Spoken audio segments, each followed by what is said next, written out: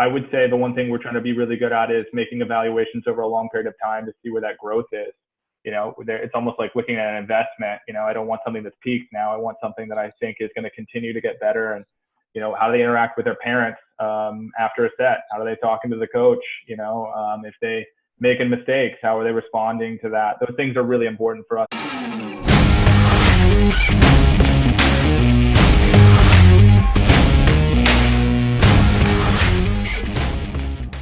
Hey guys, welcome back. You're joined today with Adam Ellis here, club director at NPJ, Adam Hughes, the head coach at University of Maryland, AJ Bonetti, associate head coach at University of Maryland, and Mike G, our director of volleyball here at NPJ. Welcome, you guys. Thank you guys all for taking the time to join us. Yeah, thanks for having me. I really appreciate the opportunity. Thanks for having us. Thank you. Definitely. Hey, so want to talk obviously a lot about volleyball, but want to start with a little bit about your program and what the culture is at your guys' program. Yeah, just a little bit about the backstory of Maryland. So we used to be an ACC program. We were a charter member 6 years ago. We switched conferences. It's actually my first year working at Maryland. We switched from the ACC to the Big Ten. So it's been a really interesting time to be a part of not just the volleyball team, but the athletic department as a whole. It's been a wide change for the entire university. So I would say that that's been a refreshing kind of new start for us. We've been able to institute a lot of things and kind of get a new way of going about business. And then obviously being in the Big Ten, it's a big challenge, but I think it's really cool to see how far it's come in maybe the last 6 years. Great. Love it. So talk to us a little bit about your coaching styles and how you guys balance one another out. Mm-hmm. So I think we're a pretty young staff, especially comparative to probably some of the other squads in the Big Ten. And I think that's pretty good for our energy. I think we're pretty good understanding of who the student athletes are. And I think we have a pretty good way to relate. I came back from like a background of teaching. I'm a big numbers guy, so I'd like to know what the why is behind pretty much everything we do. I'm trying to build a learning kind of not just program, but organization. I want the staff to try to get better. I want them to understand what our athletes are going through. And I want to be a positive culture where we're all learning together. So for me, that kind of relates to how we work with our student athletes and how important it is to, just be there to support them through this really tough time. Yeah, I'll echo too, just what Adam said. I think we offer a very hands-on approach. As he said, we're all students of the game ourselves. And that really helps in both the teaching aspect as well as the practical aspect of performing the skills that we do every day in practice. I think each of us are able to bring something unique to the table. Adam has a lot of technicality that he brings. There's a lot of humility, energy, enthusiasm. So it's a really good mix that really feeds well off of each other. It's really a great mix, not only for the staff working environment, but also, for the players to be able to relate to us as humans as well as coaches, which I think is important. We got a lot of kids. That's the other thing. There's kids everywhere. We got a bunch of babies, and we're not short on babysitters. When you guys, let's talk about film a little bit. How much do you guys watch film with your team during the season, and how much do you guys think it benefits what you guys do in the gym? Yeah, I would say it's an incredibly important tool, and especially in this day and age with how much technology is available. We have TiVo machines running at practices so that kids are getting feedback right away. We are fortunate that we have a program called Volumetrics where after the practice is done, all of our video is uploaded, and literally within like 15 to 20 minutes, our players can be watching film. They're usually tagging us and asking us questions even after practice is over. So we utilize it a ton. I came up as kind of a statistician, someone that really watched a lot of video when I was a volunteer. So it's something that I've really enjoyed, and I'm trying to make sure that it's an important piece of what we do. We spend probably 50% of the time watching ourselves, trying to make sure that we're looking ways that we can improve, kind of make sure that the individuals are developing. And then we spend in season probably about 50% watching opponents and trying to see what preparations we need to get ready for, our upcoming matches. So just to go off of that a little bit, how much time do you focus on developing the individual skill of your own players and team on your own side of the net, as opposed to what you're doing to prepare for the match that you're about to play and your opponent? Yeah, it's an interesting time for us. I would say AJ and the staff is working on that as we speak. I had a bunch of calls just like this with a bunch of athletes, and we're reviewing film from right before we left practice a number of weeks ago. So I would say we are getting better now at developing plans for players before they even get to Maryland. And we're trying to make kind of benchmarks to see where that growth is going. And I think it really helps the student athletes kind of get a feel for what are my next steps? Where do I have to get to? And then when can we take a break, look back and see how far we've come? So I think that's been a new prerogative for us as a learning organization is what is that plan? What does it look like in 3, 6, 9 months? And then, how does it look through a career? We want to try to find athletes that want to play maybe even beyond college. So this isn't just a step, you guys are spending a lot of time with them as club directors and coaches, but I'm sure you're watching them when they get to college too and seeing what steps they make moving forward. Very good. Very good. So both of you guys have coached at the club level. What are some pieces of advice that you would give to players and athletes wanting to play at the next level? AJ, I'll take the lead. I'll let you take the lead on this. I'm still coaching club, so I'm curious your take about your time. Yeah, it's interesting because I think what I'll do is I'll give you a twofold approach. I'll give you, my head coach as a club, but also then like as a recruiting coordinator too. So like be patient. I think you as a player, you have to understand that like you're the driver of this recruitment vehicle, right? And you really hold a majority of the power. You have the ability to contact coaches. You have the ability to not contact coaches, answer questions, so on and so forth. So like you really get to steer the direction of your own recruitment. And once you, as a player or prospective student athlete, understand that, it becomes, something that like I think can really put you at ease. Because I think so many things are saying early, go, go, go.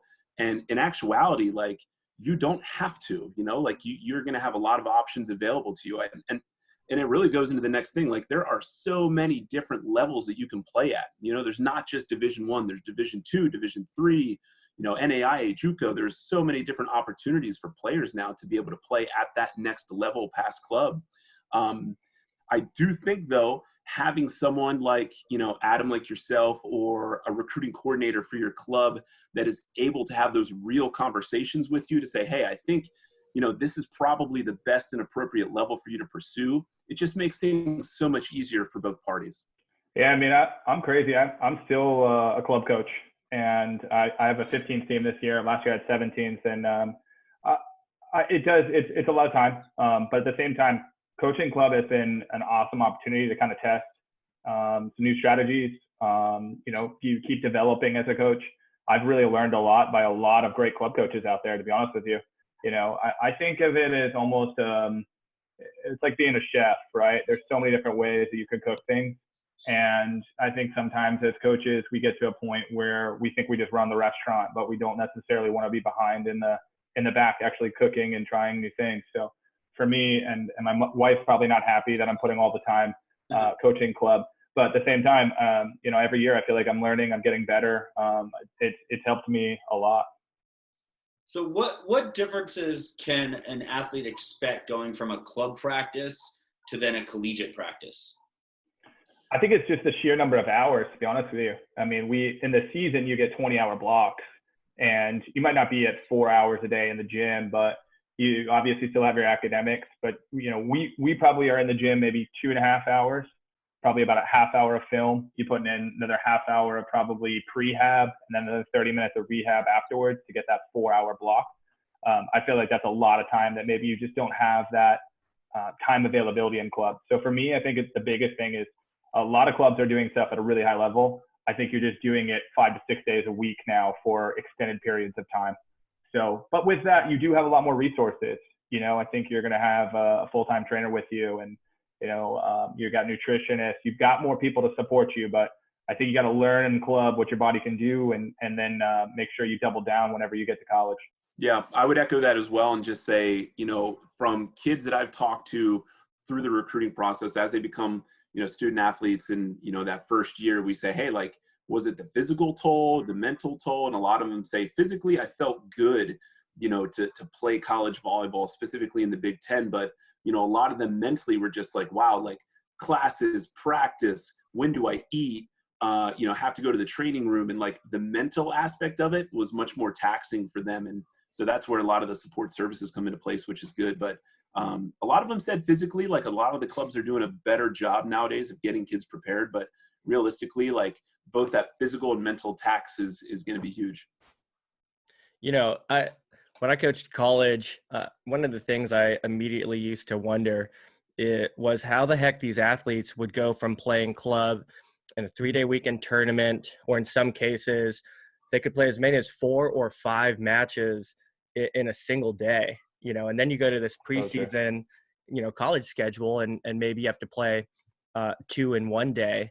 And I just remember thinking, how is this possible? So I wonder, with your experiences, what do you think in that respect? Is it too much for these athletes in club to be playing 4 matches a day? Or is it something that really does help prepare them for that, say, back-to-back 5-gamer at the college level or something like that? Yeah, I think that's a great point. I think you're seeing more investment in technology and probably preemptive information to prepare for that. So 5 years ago, I don't know that I would have looked at an athlete coming in. I would have said, okay, let's get them here and see kind of where they're at. I think now, as soon as we're allowed, once they've signed, we're trying to get them with our doctors to find out what the back history is. I think you're seeing a lot more injuries because kids are playing year round, and Mike, you're spot on. I mean, they're playing these tournaments. They're going on for a really long time, and they're not always playing different sports either. You're seeing a lot of people specialize at a young age. And so sometimes the overuse injuries are hitting us earlier. And I think we as college coaches have to be prepared for that as soon as they get here. So we're using as much data as we can. As soon as they get into our gym, we're giving them like a vert chip so that they're able to track the number of jumps. And we're trying to look at a lot of metrics to make sure we're keeping kids safe. But yeah, I think that's a big challenge, Mike. That hasn't changed. I would say what's interesting too is now that we are all on this break, it's been wild to talk to some of them and say like, so how's it going? And they're amazed about how much they got done in their day and how much time they have on their hands now. They're like, how do we even do this? So I think there's been a good perspective time for a lot of them. I would say too, if you talk to any kid who's come from club and done that type of 5 games a day type deal, and you say, hey, could you ever go back and do it again? Absolutely not. Like they would never even want to do that, let alone like play on concrete and all that fun stuff. Like they sometimes don't even know how they did it, but playing up 2 5-set matches in a day is like really taxing for them at this point. But it's it's amazing what you guys do go through in those tournaments. For sure. And, one follow-up to that, what advice would you have for club coaches, that maybe, all coaches have to deal with it, right? There's the desire to win this important match. So you're going to play your normal lineup versus something that Adam and I try to do the best we can to juggle, managing the length of the tournament, also the wear and tear. So do you have any advice for us club coaches in that area? No, I mean, I think you guys are ahead of the curve if that's what you guys are doing. I think in the past, there's been a lot of pressure on the recruiting process and like every moment matters. And I don't think that that's actually that true. I mean, we're watching over a period of time to see what growth there is, not so much one moment. And so I think the coaches get caught up sometimes in the pressure of having to do this or having to win. And so I think if you guys are doing that as a great rotation, I mean, I think you're probably ahead of the curve. I would say that Mike is probably definitely better than I am with regards to managing tournaments. It's something that I strive to do, and it's a focus point for me every year, but it's something that he constantly is reminding me of and will probably be reminding me of for the next 27 years. So yeah, I would say the one thing that we do also is balancing like weekends into the weeks. And that's probably something that could be thought about too, is go to a qualifier, and some people might not have got as much time. Like when we go on a road trip right now, if we know that maybe a younger player is going to play a lot that weekend, they're getting alternative workouts to try to stay in shape and get more reps. Or we go to a serve and pass in the morning and we don't know if they're going to play that night. We're going to get them more reps just so that they're not stalling their own growth. So I think you're seeing the same kind of thing in club, but that is a strategy to get around some of that. So we're trying to get a little bit more interest over to the Big Ten. Talk to us kind of what do you guys think the big differences are between the Pac-12, which everyone in the West Coast is so familiar with, and then Yeah. the Big Ten. Yeah, man, I think in terms of volleyball, I mean, you're talking about the peak. I mean, I'm 19 of the last 20 championships have come out of those two conferences combined. And I think last check, there was only like 9 teams that ever won a title, and most of them are coming from those two. So, I mean, I feel fortunate that we're in that. AJ and I are in that kind of fight. I think really geography is a big difference, but I know that there's a lot of talk behind the scenes of trying to turn in Big Ten Pac-12 challenge. I mean, I think everyone kind of knows that would be it's a little bit tough for some of the flights and trying to get to some places, but you know, I'm a proponent. I would love to see that happen if we could. So I think it's really you're going to get both academics at both of those levels. I think there's a lot of comparables. To me, really the big difference is geography. AJ, anything you want to add on to that? You know, it's tough. I mean, we got a lot of colleagues that work at a lot of those schools, and so I don't think we want to say anything that puts any of those relationships in jeopardy. But you can't really go wrong. I mean, you know, the schools are great. At that level, you're talking about such minute details. The only thing I would say is that be sure to ask that next question because we're all going to have very, very similar things. And so the differences are going to be so unique to that individual player according to that individual school. You know, if you want something that might be offered one place and not another, you got to be able to ask that next question to see exactly what that is. But I don't think you can go wrong either way. I would echo Adam's statement about geography. I mean, you know, it's they're two kind of like very different atmospheres, but at the same time, like they all offer a lot of the same things. And I don't think you can go wrong either choice. I think the other two things I really have enjoyed about being in the Big Ten, I've been in the Big Ten a long time. I was at Penn State before I got to Maryland. And I would say the Big Ten network has been a huge help for us in a lot of ways. You know, we're looking at metrics as a conference, and in some ways we're kind of like the third sport on the pecking order right now. We're bypassing a lot of premier sports, and the attention has been phenomenal. So I would say obviously it's Pac-12, but the Big Ten network has been really good and supportive for us. And then the last one is probably just being on the big stage. You know, there's some amazing crowds, some really cool environments, and you know, whether you're on the road or even here at Maryland, it's been it's fun to play on that kind of level. You know, I think that's something that should be considered. With regards to University of Maryland, give us some highlights of the campus, the academics, the athletics. What do you guys love about the school and the program? Yeah, I'm hooked on DC now. So we're like 8 miles from Washington DC, and we're about 30 minutes from Baltimore. So we're in a really good area that's got a lot to offer. As a sports fan, I mean, you name it, we've got it here. As a foodie, it's a very cultural center. You can find whatever you need. My family loves because everything in DC is free since it works for the government. You can go to the zoo for free. So I would say this is a unique area. There's a lot happening here. And then we're, like I said, I think on our initial conversation, we're kind of fresh. We're the newer team in the Big Ten. So we feel like we kind of hit the reset button and in a lot of ways are creating rather than just trying to live an old tradition. I think we're able to create some new traditions. And we're also, you know, a top public institution. So we've got really good academics. I think we're a really cool area. You get to play in a great conference. For me, it's where I call home now. You know, I grew up in Pennsylvania, but my kids are born here, and I love this place.